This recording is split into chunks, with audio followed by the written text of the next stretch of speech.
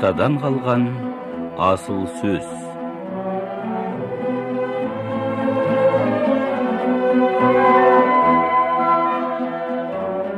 Абылайдың өкініші. Абылай, деді Бұхар жырау, өмірде қиындықты да, қызықты да көп көрдім. Ал енді мынау жарық дүниеге өкінішің бар ма?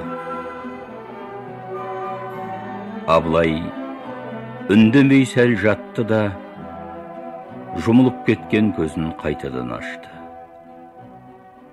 Дүние шіркінді қимағандай салтанатты хан сарайына сұқтана бір қарады. Қиуа тұтқынынан өзімді алып шыққан Оразқұлдан бастап, мен дүниеде аз адамның қанын төккен жоқпын.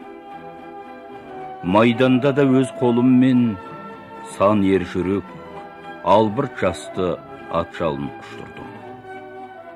Жазығы бар, жазығы жоқ талай адамның қаны мойнымда.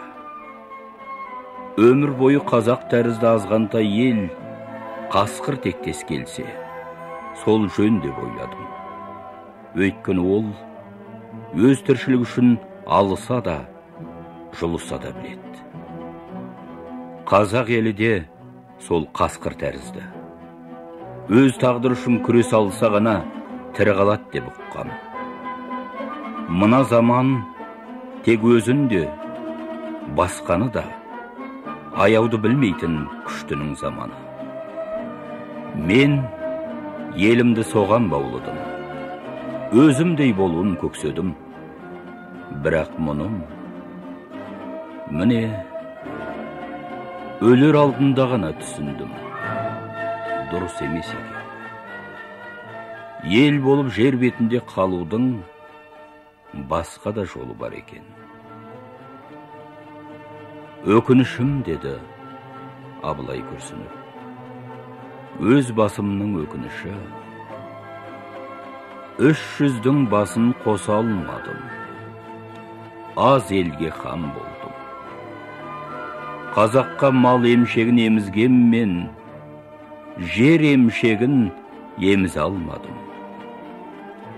Орда Көкшетауда тұрғанда, зеренді шортандыны жайлаған төлеңгіттеріме егін егуді үйретсін деп, орыс мұжықтарында келдім.